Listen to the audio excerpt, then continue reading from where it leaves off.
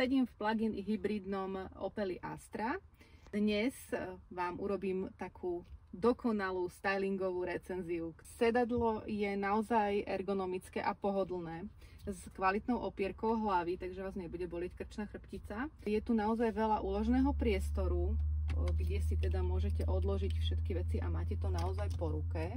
Takže okuliariky, bezdrôtové nabíjanie telefónu, miesto na 2 kávičky, iný úložný priestor, otváracia strecha, aj teda ventilácia, ktorá toto strešné okno vám presvetlí celý interiér.